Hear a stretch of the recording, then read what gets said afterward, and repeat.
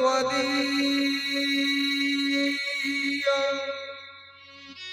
पदपङ्कजमञ्जराते अद्यैवमेव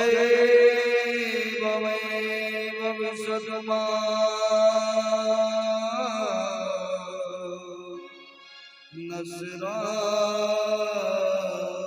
नसराजहंसा प्राण प्रियाण समये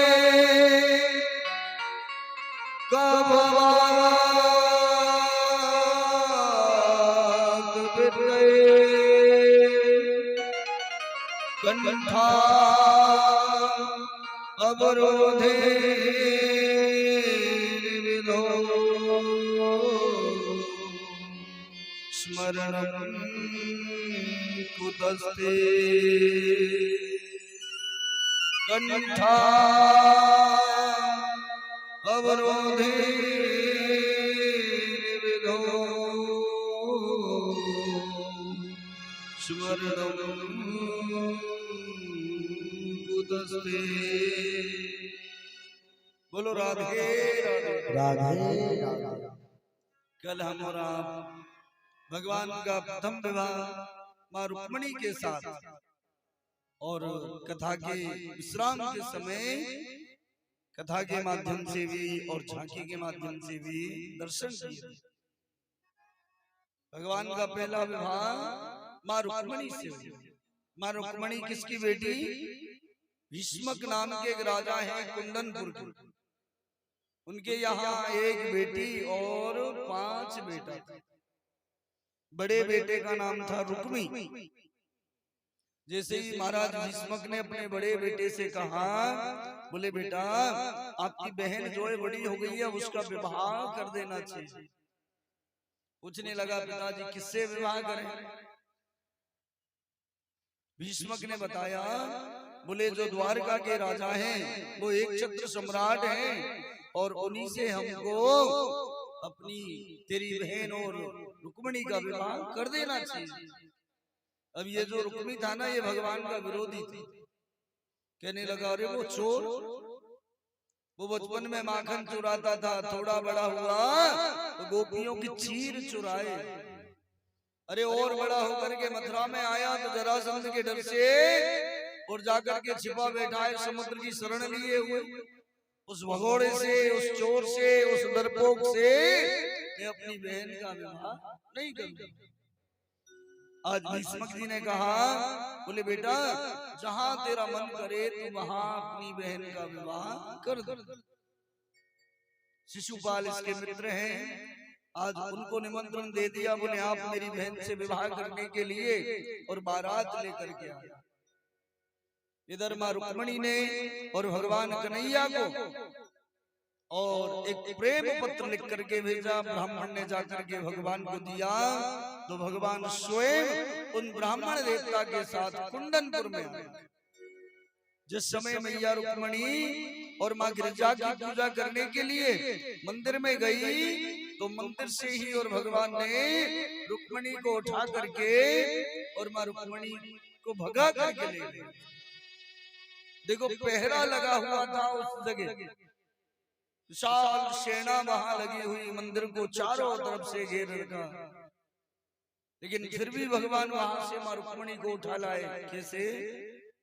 भगवान जब मंदिर की ओर जैसे ही अपने रथ से उतरे ना और मंदिर की ओर जाने लगे और उन सैनिकों को देखा तो भगवान ने अपनी एक मुस्कान उन सैनिकों की ओर बिखेरी। एक दिन और आपको हम बता रहे थे, भगवान के पास 2 चीजें ऐसी हैं कन्हैया के पास जो बड़े बड़े लोगों को मोहित कर लेती है। पहली भगवान की मुस्कान और दूसरी भगवान की वंशी। वंशी के लिए तो इतना तक कहा गया, बोले जहां काम चलता न था तीरे और कमानों से विजय नटवर की होती थी वहां मुरली की तानों से।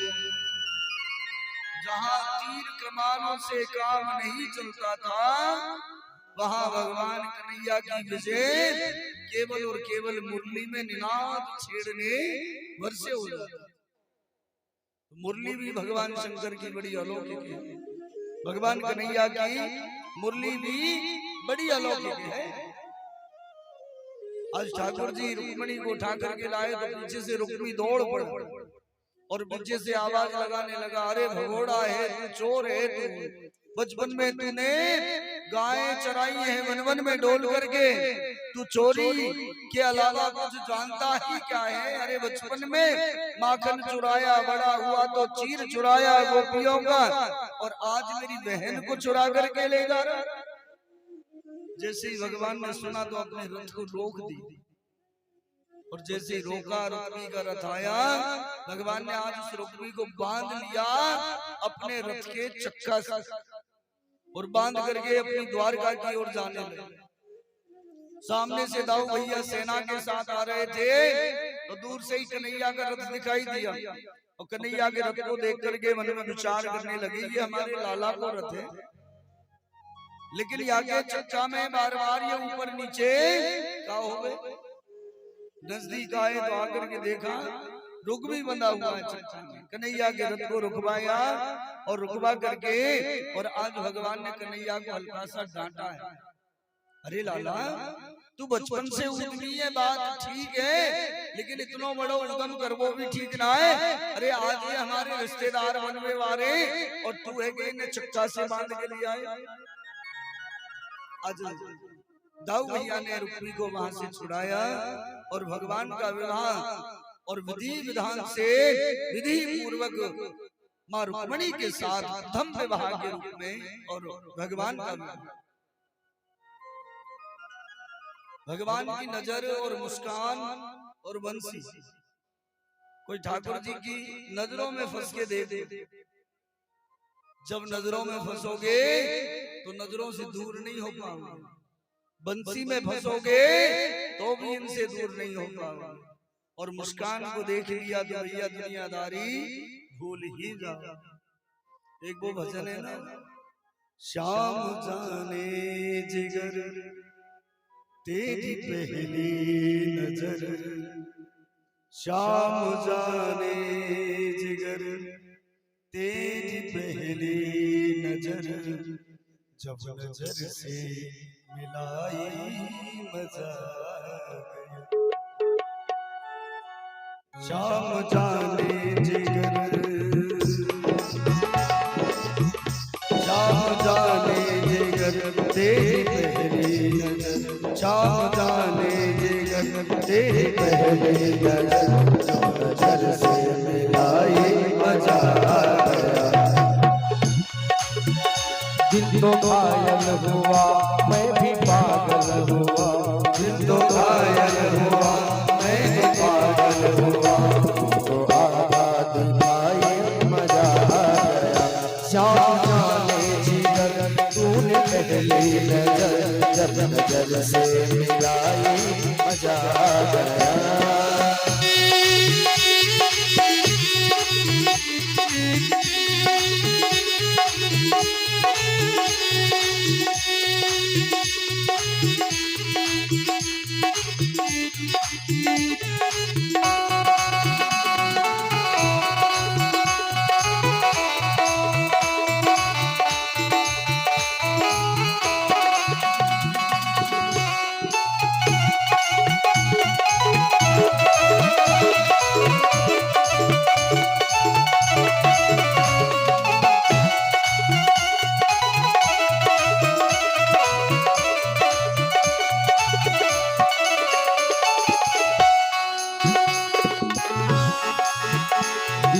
जोर जोर से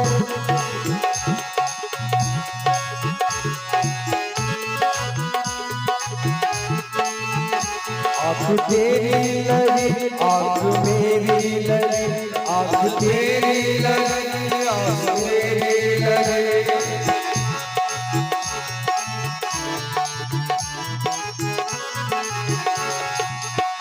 आँख आँख तेरी लगी आँख मेरी लगी, देख कर क्यों लड़ाई मजा आ गया, देख के क्यों लड़ाई मजा आ गया। श्याम जाने जिगर,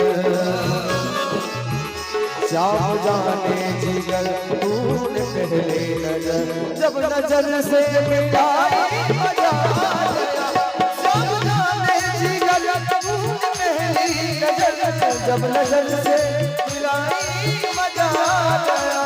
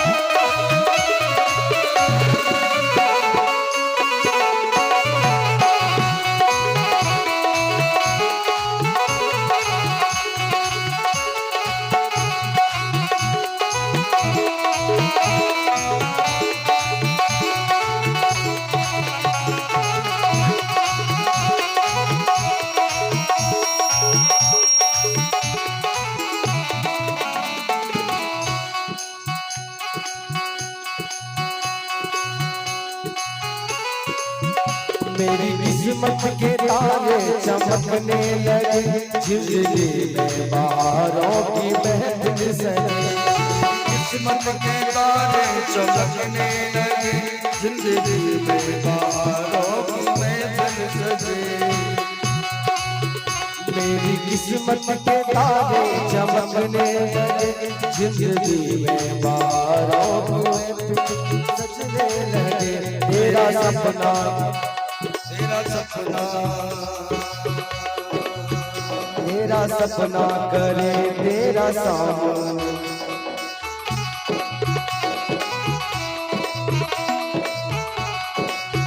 तेरा सपना करे तेरा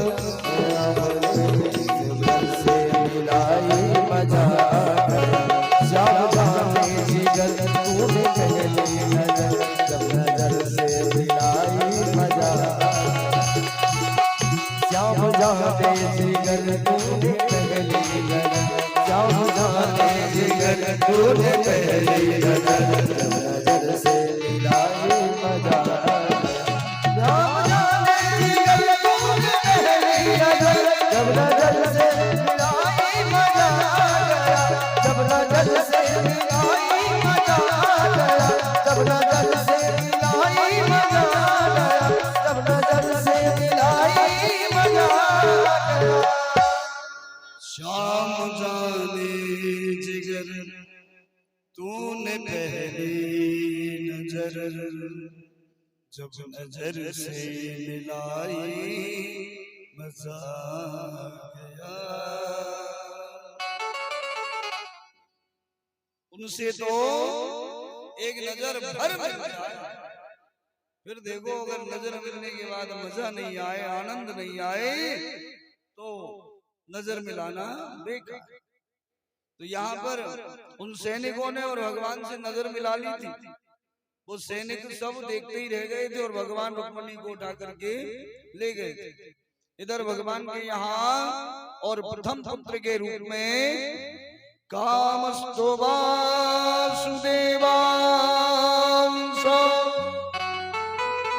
दग्ध प्राग रुद्रमन्युना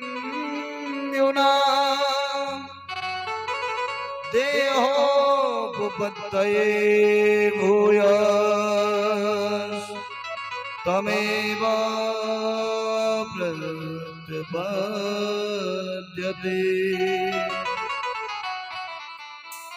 भगवान के यहाँ प्रथम पुत्र के रूप में और स्वयं कामदेव प्रथम बन करके आए।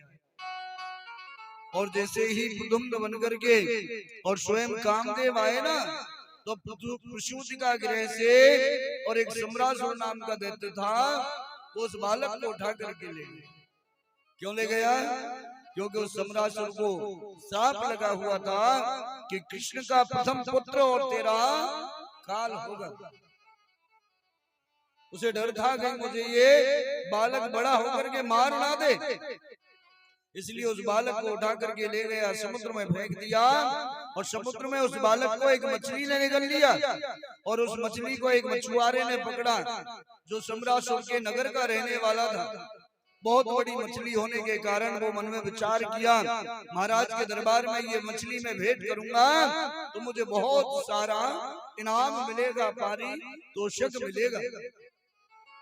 महाराज सम्रासुर के ही महलों में उस मछली को पहुंचा किया। उस मछली को महाराज सम्रासुर की और रसोई में पहुंचाया गया। सम्रासुर की रसोई में और एक विद्यावती नाम की स्त्री और भोजन बनाने का काम करती। ये विद्यावती जो है ना, ये कोई और नहीं है, तो स्वयं कामदेव की पत्नी रति है, जो वेश बदल करके और यहाँ पर भोजन बनाने का काम करती। आज उस विद्यावती ने उस मछली को काटा, फाड़ा, तो उसके अंदर से वो बालक निकला, दौड़ करके महाराज सम्रासुर के पास ले आई और कहने लगी, बोले महाराज उस मछली के उधर से ये बालक निकला है, क्या करूं? सम्रासुर कहने लगे, विद्यावती तेरे यहाँ कोई संतान नहीं है, तू इसका लालन पालन कर और बालक को इसको अपने साथ में रख, जिससे कि तेरा जीवन ज्ञापन होता रहेगा इसके बहाने से। अच्छा, मन में विचार करोगे, कामदेव भगवान के यहाँ पुत्र बन के आया तो पहले कामदेव नहीं था?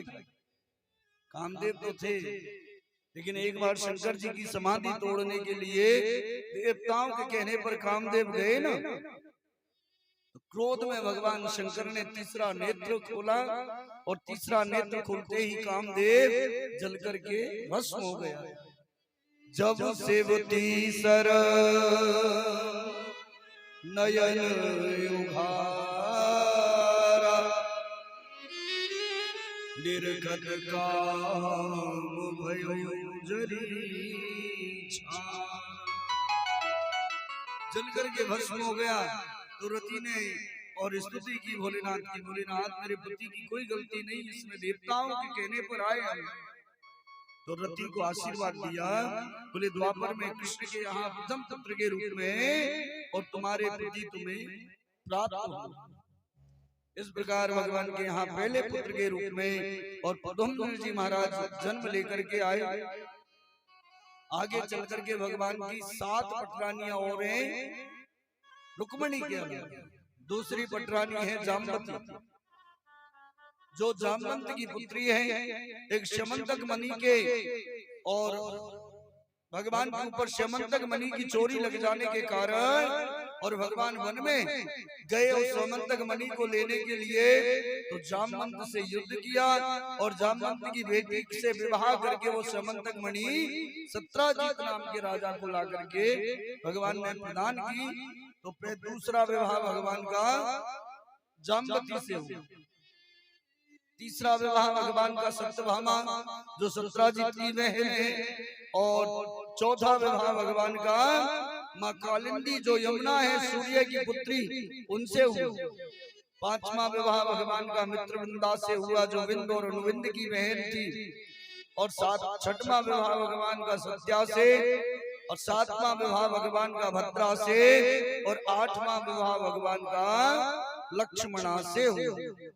ये भगवान की विशेष 8 पटरानी और 16,100 विवाह जो भगवान के एक साथ और एक मुहूर्त में हुए। एक भौमासुर नाम का दैत्य था, जो देश देश के राजाओं की राजकुमारियों को हरण करके लाता और अपने कैद खाने में, बंदी गृह में बंद कर देता। एक दिन भगवान वहां पहुंचे, उस भौमासुर नाम के दैत्य का उद्धार किया और राजकन्याओं को, राजकुमारियों को भगवान ने उसकी कैद से मुक्त करवाया। वो राजकुमारियां, वो राजकन्याएं कहने लगी, बोले प्रभु दुनिया में अब हमें स्वीकार कौन करेगा? कोई राजकुमार तो हमसे विवाह करेगा नहीं। क्यों? कहेगा ये एक राक्षस के पास रह के आई, माता पिता हमारे हमें स्वीकार नहीं करेंगे। तो कहीं ऐसा ना हो कि हम अपना जीवन यापन करने के लिए, जीवन लालन पालन करने के लिए और दूषित हो जाए, नगर वधू के रूप में हो जाए, तो जिससे कि समाज में और कुरीतियां फैल जाए, गंदगी फैल जाए। भगवान कहने लगे सुनो राजकुमारियों, जिसका दुनिया में कोई नहीं उनके हम स्वयं। आज भगवान ने 16,100 कन्याओं से एक साथ और एक मुहूर्त में विवाह किया। इस प्रकार भगवान के 16,108 विवाह हुए। बोलिए द्वारिकाधीश भगवान की जय। ये 16,108 क्या है? ज्ञान कांड के 4,000 मंत्र, कर्म कांड के 80,000 मंत्र और उपासना कांड के 16,000 मंत्र। ये हैं जो स्वयं भगवान के यहाँ रानियों के रूप में और आज आए हुए। कल भगवान के एक विवाह में हमने आपने इतना आनंद लिया, तो आज भगवान के 16,108 7 विवाह और हुए। तो एक भजन के माध्यम से हम और आप भगवान के ये 16,107 विवाहों का आनंद लें और उसके बाद भगवान की विश्राम दिवस की आगामी कथाओं के अंदर प्रवेश करेंगे। एक बार दोनों हाथ उठा के, आवाज नहीं आई, एक बार दोनों हाथ उठा के चले हमारे भैया अमित जी के साथ में और एक सुंदर से भजन का श्रवण करके और आगे की कथाओं में प्रवेश करेंगे। श्री राधे।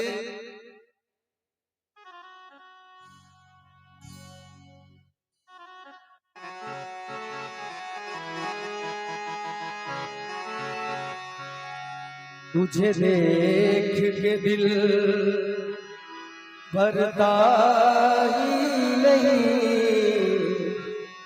अब जाऊं कहाँ मैं सावरिया, अब जाऊं कहाँ मैं सावरिया, अब जाऊं कहाँ मैं सावरिया। पिया छोड़ गए दिल तोड़ गए, पिया छोड़ गए दिल तोड़ गए, अब बात बिगू में बाबरिया, अब बात बिगू में बाबरिया।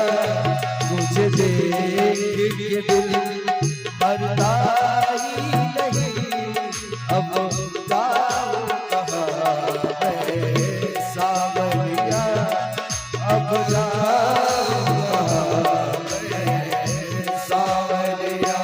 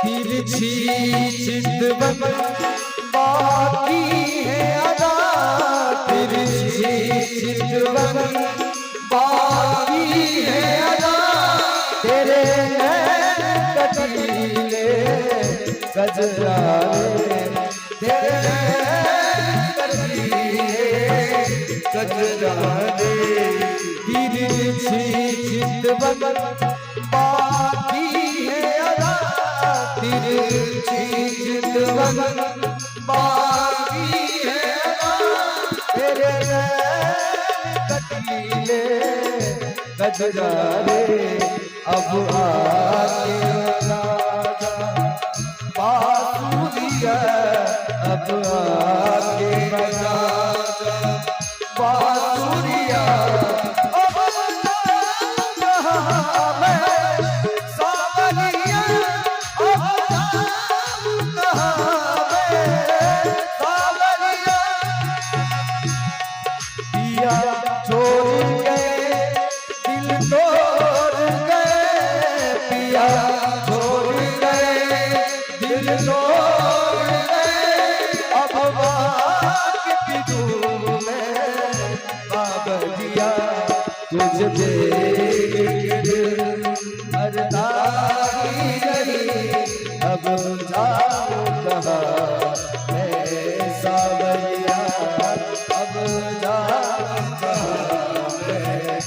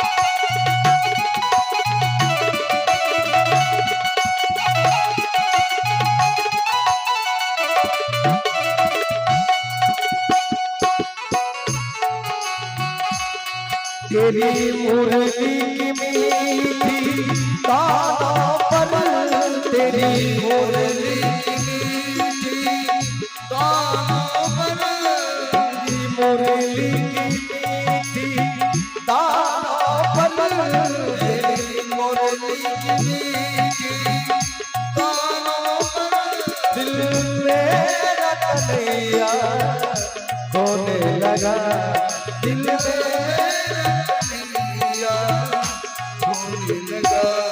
तेरी मुरली की मीठी तानों पर तेरी मुरली की मीठी तानों पर दिल मेरा कन्हैया होने लगा दिल मेरा कन्हैया होने लगा अब तेरे बिना जी लगता नहीं अब तेरे बिना जी लगता नहीं अब जाऊं कहाँ मैं सावरिया अब जाऊं कहाँ मैं सावरिया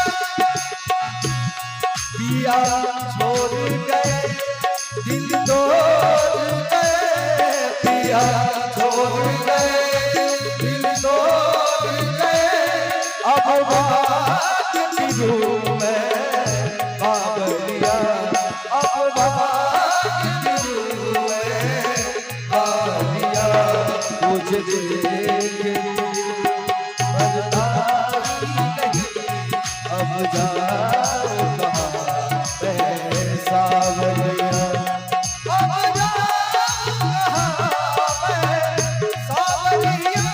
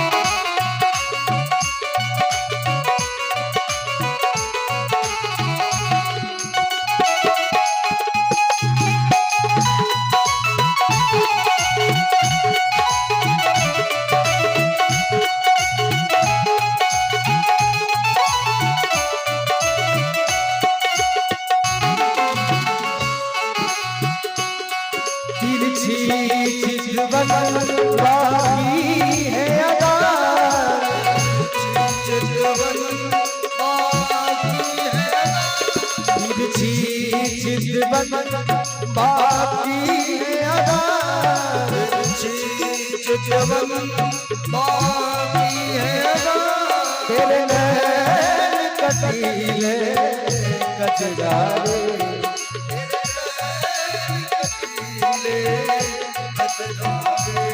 तिरछी चितवन बाकी है अदा, तिरछी चितवन बाकी है अदा, तेरे नैन कटीले कचरारे, तेरे कटीले कजरारे।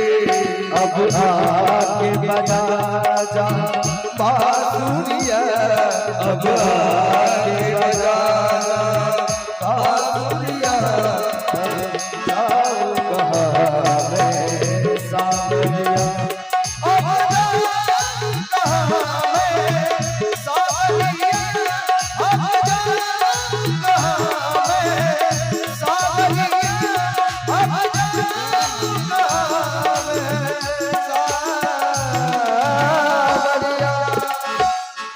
तुझे देख के दिल भरता ही नहीं, अब जाऊं कहाँ मैं सांवरिया, अब जाऊं कहाँ मैं सांवरिया।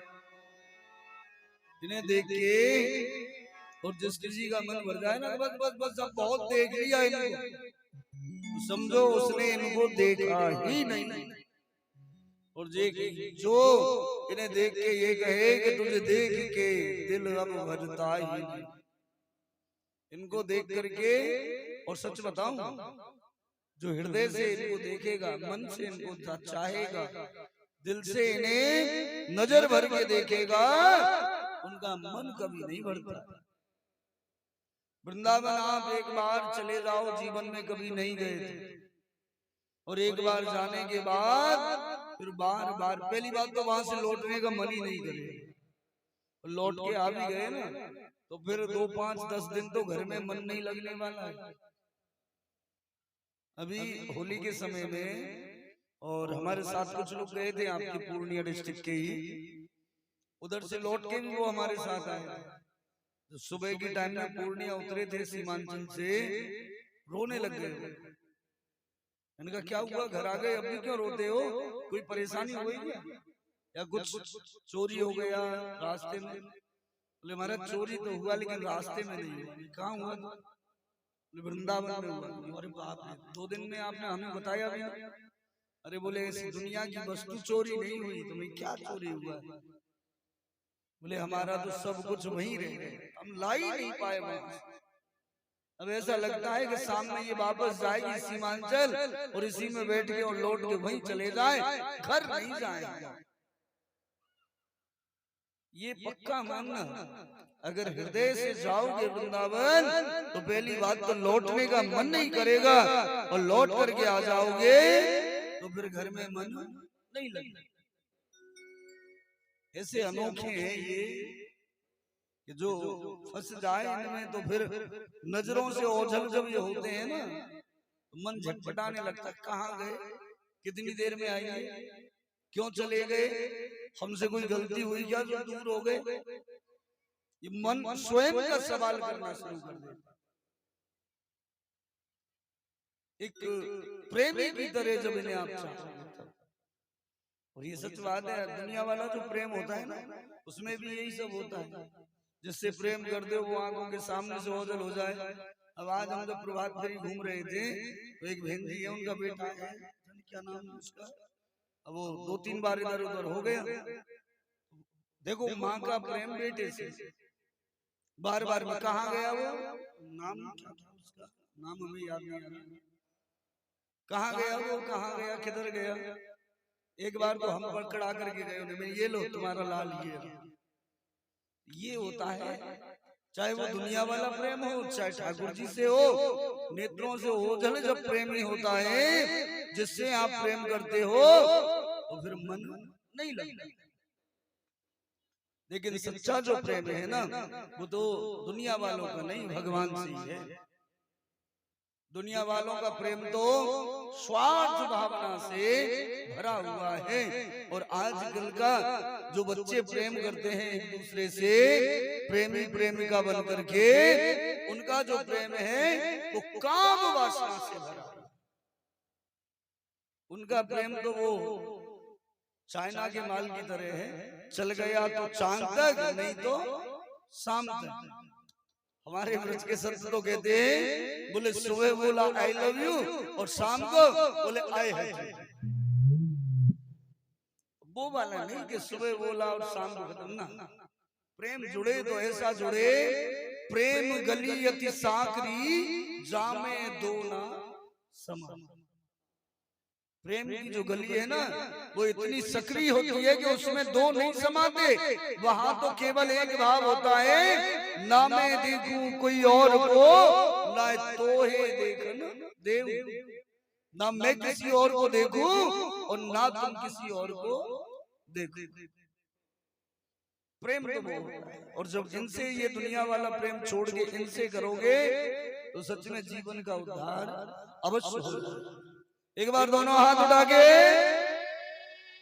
अच्छा एक बात पूछें आप लोगों से, आज 10वां दिन आप कथा का सुन रहे हो, किस किस को प्रेम हमारे गोपाल से, हमारे ठाकुर जी से हुआ? हाथ उठा के।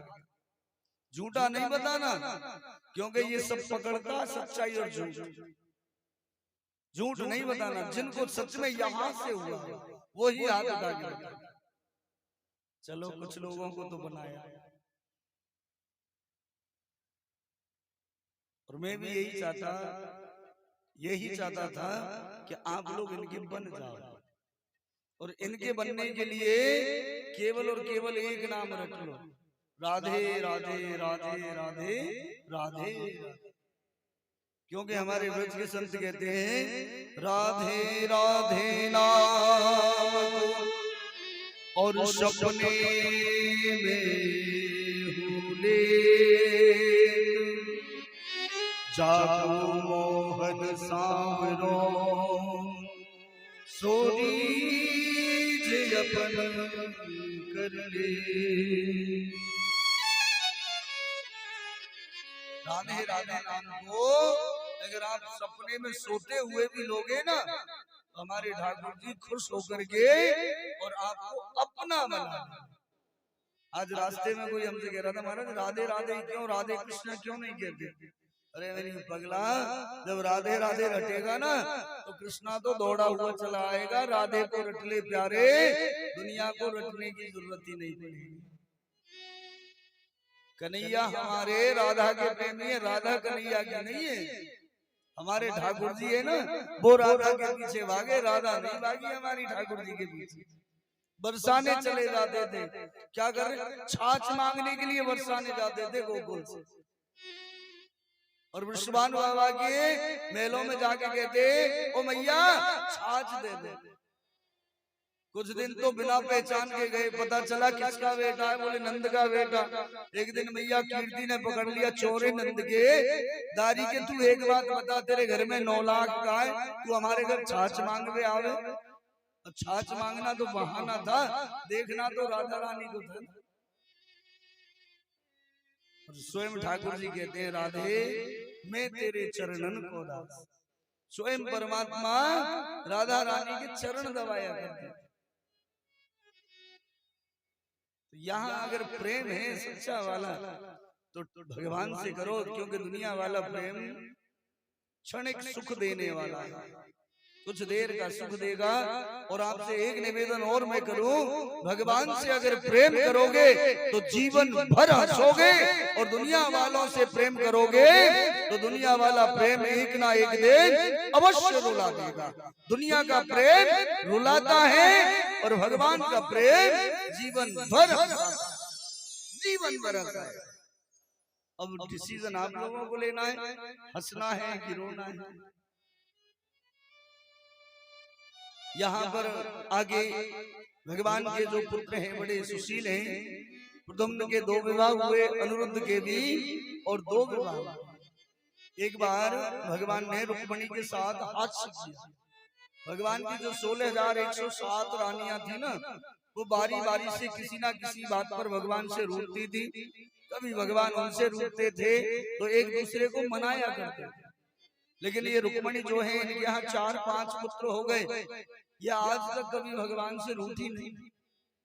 और रुक्मणी का एक नियम था, घर में जितने भी नौकर चाकर हैं, जितने भी दास दासियां हैं, प्रत्येक दिन सबसे मिलती थी और सबसे उनका कुशल क्षेम पूछा करती।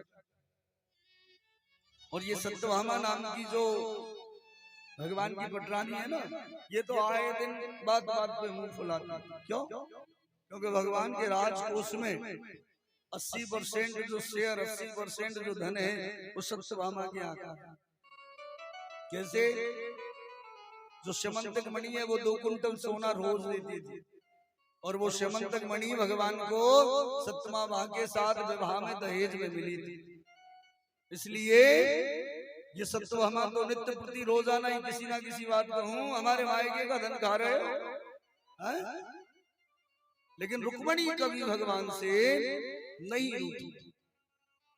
एक दिन भगवान मन में विचार करने लगे, रुक्मणी जो है हमसे कभी गुस्सा नहीं हुई, आज कोशिश करें रुक्मणी गुस्सा होती है या नहीं होती। आज भगवान बड़ी अटपटी बात करने के लिए तैयार हो गए। एक दिन ठाकुर जी बैठे हुए मेलों में और मुंह लटका के बैठे उदास। रुक्मणी पहुंची, जाकर के कहने लगी, प्रभु आज ऐसे क्यों बैठे हो? भगवान कहने लगे, रुक्मणी कुछ नहीं, बस ना ना कोई तो बात है, कोई हमसे गलती हुई है क्या? भगवान बोले एक गलती की होती तो बताते, आपने गलतियों को तो ढेर लगा रहे। रुक्मणी एकदम सोच में पड़ गई, उनसे क्या गलती हुई?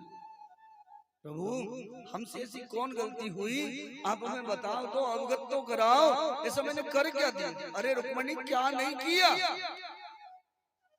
एक बात बताओ, आपने हमसे विवाह किया, क्या जान करके विवाह किया? अब रुक्मणी चुप हो गई, अब नहीं। अरे आपके लिए इतने सुंदर सुंदर राजकुमारों का रिश्ता आया और आप कहती हो कि आपने हमसे विवाह किया, क्यों? अगर मानो आप ये कहती हो कि मैं बहुत बड़ा राजा हूँ, बहुत बड़ा वीर हूँ, तो आपने मुझसे विवाह किया, तो सुनो, आपका भाई जो है ना रुक्मी, वही कहता है मैं 1 नंबर का डरपोक हूँ और डर के मारे में तो समुद्र की शरण में रहता हूँ। अब देख लेते हैं ऐसे कह करके और रुक्मणी की ओर ताक लेते, थोड़ा बहुत गुस्सा हुआ या ना हुआ। और सुनो दूसरी बात, अगर आप कहो कि मैंने आपके नाम का गुणगान सुना, तो रुक्मणी मेरे नाम का गुणगान करने वाले जो थे ना, वो सब 1 नंबर के फकीर, जिनके रहने का पता नहीं, जिनके यहाँ घर नहीं स्वयं रहने का, वो कहते हैं कि मैं बहुत बड़ा। संत महात्मा ही तो भगवान का गुणगान करते हैं। और तीसरी बात, अगर आप कहो कि मैं बहुत ज्यादा सुंदर हूँ इसलिए आपने मुझसे विवाह किया, तो रुक्मणी मैं तो जब छोटा था ना, तभी मेरा नाम तो कनुआ था, मैं काला था, और जब कालिया नाग से युद्ध करने गया तो उसने जो फुसकार मारी उससे मैं और ज्यादा काला। अब फिर देख लिया रुक्मणी को, तब भी रुक्मणी कोई गुस्सा नहीं। भगवान कहने लगे, रुक्मणी अगर तुम कहो कि मैं बहुत बड़े राजा का बेटा हूँ, तो दुनिया वाले कहते हैं मेरे तो माँ बाप का ही पता नहीं है। कोई देवकी वसुदेव का कहता है, तो कोई नंद यशोदा का कहता है, मेरे तो कोई माता पिता का भी ठिकाना नहीं है। फिर देखने लगे गुस्सा हुई या ना हुई। जब रुक्मणी बिल्कुल गुस्सा नहीं हुई है, तो आज भगवान कहने लगे, बोले रुक्मणी अभी भी कुछ नहीं बिगड़ा, आप कहीं अन्यत्र विवाह कर सकती हो। ये कब कह रहे हैं भगवान? जब रुक्मणी के यहाँ 4-5 संतानें हो गई तब। अब जैसे इतना कहा भगवान ने, तो इतने में रुक्मणी तो और अपने होश खो बैठी और मूर्छित होकर के जमीन पर गिरने लगी। पंखा कहीं गिरा, चमर कहीं गिरा, और जैसे ही गिरने लगी तो आज भगवान ने चतुर्भुज रूप धारण करके रुक्मणी को संभाल, और संभालने के बाद में 1-2 घंटे बाद होश आया रुक्मणी को। रुक्मणी से कहने लगे, अरे रुक्मणी मैं तो तेरे साथ मजाक कर रहा था और तू है कि मूर्छित हो गई। रुक्मणी कहने लगी, प्रभु देखो आप सब कुछ कहो मुझसे, हंसी में, मजाक में, हास्य में, लेकिन कभी ये नहीं कहो कि अभी भी कुछ नहीं बिगड़ा, कहीं अन्यत्र चलिए, आप मेरे प्राण आधार हो प्रभु। भगवान कहने लगे, देख सब रानियां मुझसे गुस्सा होती हैं, तू मुझसे गुस्सा नहीं हुई आज तक, कभी रूठी नहीं। मैंने तुझे नहीं मनाया, तूने मुझे नहीं मनाया, इसलिए मैं सोच रहा था कि तुम रूठोगी तो मैं तुम्हें मनाऊंगा। देखो पति पत्नी में छोटी मोटी बात पर नोक झोंक होते रहना चाहिए। क्यों? थोड़ा बहुत लड़ोगे ना तो एक दूसरे को जब मनाओगे तो वो लड़ाई ऐसी नहीं कि उससे आपका प्रेम घटेगा ना, जब मनाओगे एक दूसरे को उससे आपका प्रेम जो है और प्रगाढ़ होगा और वो प्रेम बढ़ेगा। अब ऐसा नहीं करना कि कल से महाराज जी ने कहा है तो कल से लड़ाई शुरू, एक के हाथ में डंडा और एक के हाथ में बेलन, वो लड़ाई नहीं। छोटी मोटी लड़ाई जिससे एक दूसरे का प्रेम बढ़े। आज रुक्मणी कहने लगी, बोले भगवान एक बात बताओ, आप क्या कह रहे थे कि आपको दुनिया वाले आपका नाम वो जाप करते हैं, वो आपके नाम की बड़ाई करते हैं, जिनके यहाँ रहने तक के लिए जगह नहीं। हाँ हाँ महाराज, हाँ रुक्मणी वही ना। बोले प्रभु वही तो सबसे बड़े हैं दुनिया में, और दुनिया का धन अगर माने कि दुनिया के धनवान जो है वो धनवान है, अगर माने कि जिन्होंने बड़े बड़े महल बना रखे हैं वो धनवान है, तो प्रभु मैं तो उन्हें धनवान नहीं मानता। आपका जो नाम स्मरण करते हैं, जाप करते हैं, वही सबसे बड़े धनवान हैं। कबीरदास जी कहते हैं ना, कबीरा सब जग निर्धना और धनवंता नहीं कोई, धनवंता सोए जानियो जाको राम नाम धन हो। धनवान कौन? जिसका राम नाम कृष्ण नाम धन होता है, वही धनवान। और भगवान आप कह रहे थे कि डर करके समुद्र की शरण में बैठे हो। सुनो भगवान, वो डर करके बैठे हो या कैसे बैठे हो, लेकिन रहते आप समुद्र के ही अंदर हो। चाहे वो भक्त का हृदय रूपी समुद्र हो, चाहे वो क्षीर सागर का समुद्र हो, आप रहते भक्तों के हृदय रूपी और अपने वैकुंठ के समुद्र में। और तीसरी बात, चौथी बात, आप कह रहे थे कि मैं कोई सुंदर नहीं हूं, मैं काला हूं। भगवान आप काले हो जब तो इतने कमाल के हो, अगर कहीं गोरे होते तो, अगर आप गोरे होते तो क्या होता दुनिया में, जब काले होकर के आप इतने कमाल। हमारे ब्रज के संत कहते हैं, नंदलाल तुम होते लली तो गरे कट जाते करोड़न के। लाला तुम लाला हो इसलिए, अगर कहीं लाली होते तो करोड़ों के गले कट जाते। दुनिया वाले सब एक दूसरे से कहते हैं ये मेरी है, ये मेरी है, और अपनी बनाने के चक्कर में दुनिया वाले एक दूसरे को मार करके मर जाते।